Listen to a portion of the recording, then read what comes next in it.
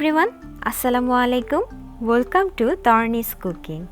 আজকের এপিসোডে থাকছে 2 টাইপস অফ এগ স্যান্ডউইচ। তো চলুন রেসিপিটি শুরু করা যাক। প্রথমেই আমি স্লাইস করে কেটে নিচ্ছি টমেটো, সাথে কেটে নিচ্ছি শসা। আপনারা চাইলে খোসাটা ফেলেও কেটে নিতে পারেন, আমি খোসা সহই কেটে নিলাম।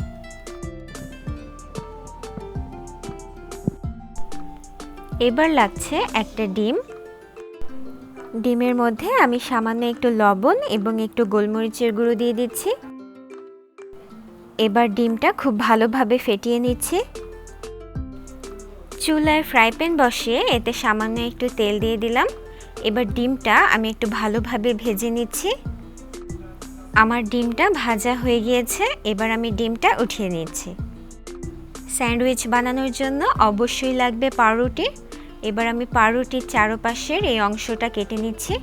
এই অংশটা কিন্তু আপনারা ফেলে দেবেন না, এটা দিয়ে আপনারা ব্রেড ক্রাম্বস বানিয়ে নিতে পারেন। এবার এই সাদা অংশে আমি একটু বাটার লাগিয়ে নিচ্ছি। আর এই স্যান্ডউইচে বাটারটা অবশ্যই দিতে হবে, বাটার না দিলে কিন্তু রিয়েল ফ্লেভারটা আসবে না। এবার ভেজে রাখা ডিমটা দিয়ে দিচ্ছি, তবে আপনারা চাইলে এখানে মেয়োনিজও অ্যাড করতে পারেন। দিয়ে দিচ্ছি শসা এবং টমেটো। আরেকটা ব্রেডেও আমি একটু বাটার লাগিয়ে উপরে দিয়ে দিচ্ছি। এইবার একটু সাবধানের সাথে কেটে নিলেই আমার এগ স্যান্ডউইচটা রেডি। এভাবে আপনারা খুব সহজেই এই এগ স্যান্ডউইচটা বানিয়ে নিতে পারেন। চাইলে লেটুস মেয়োনিজও অ্যাড করতে পারেন। সকালে ব্রেকফাস্ট হিসেবে এটা খুবই হেলদি একটা খাবার। এবার আমি সেকেন্ড স্যান্ডউইচটা বানাবো। এর জন্য নিয়েছি একটা শসা। শসার খোসাটা আমি ছাড়িয়ে নিলাম। এবার শসাটা আমি খুব ভালোভাবে কুচি করে নিচ্ছি। আপনারা চাইলে এর সাথে গাজরও অ্যাড করতে পারেন। এবার আমি হাতের সাহায্যে শসা থেকে এক্সট্রা পানিগুলো চিপে ফেলে দিচ্ছি। পানি থাকলে কিন্তু স্যান্ডউইচটা খেতে ভালো লাগবে না। অন্যদিকে আমি 2টা ডিম সিদ্ধ করে নিয়েছি। এবার এই ডিমগুলোর খোসা ছাড়িয়ে একটা কাঁটা চামচের সাহায্যে আমি একটু গ্রেট করে নিচ্ছি। খুব ভালোভাবে ছোট টুকরো হয়ে গেলে এর মধ্যে আমি সেই শসা কুচিগুলো দিয়ে দিচ্ছি। এখন এর মধ্যে সামান্য গোলমরিচের গুঁড়ো দিয়ে দিচ্ছি। এখন দিয়ে দিচ্ছি মেয়োনিজ। আর এই স্যান্ডউইচটা বানাতে কিন্তু অবশ্যই মেয়োনিজ দিতে হবে। সাথে সামান্য একটু লবণ এবং একটু চিনি দিয়ে একটু ভালোভাবে মিক্স করে নিচ্ছি। স্বাদ বাড়ানোর জন্য এখানে অ্যাড করলাম 1 টেবিল চামচ টমেটো সস। ভালোভাবে মিক্স করে নিচ্ছি।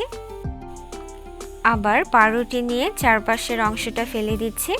এবার পাউরুটির গায়ে আমি একটু মেয়োনিজ লাগিয়ে নিচ্ছি। এখন ডিমের মিশ্রণটা দিয়ে দিচ্ছি। আরেকটা পাউরুটি নিয়ে আমি এর মধ্যে একটুখানি মেয়োনিজ অ্যাড করে উপরে দিয়ে দিচ্ছি। মাঝখান থেকে কেটে নিলেই আমার স্যান্ডউইচটা রেডি। চেষ্টা করবেন এই স্যান্ডউইচটা তৈরি করে সাথে সাথেই সার্ভ করার। আমার সেকেন্ড এগ স্যান্ডউইচটাও রেডি। এই স্যান্ডউইচটাও খেতে কিন্তু অনেক মজা। ছোট বড় সকলেই এই স্যান্ডউইচটা খুব পছন্দ করবে। বাস তৈরি হয়ে গেল আমার 2 ধরনের এগ স্যান্ডউইচ। আমার রেসিপি ফলো করে আপনারাও কিন্তু বাসায় খুব সহজেই এগ স্যান্ডউইচ তৈরি করে ফেলতে পারবেন। আমার ভিডিওটা দেখার জন্য সবাইকে অসংখ্য ধন্যবাদ।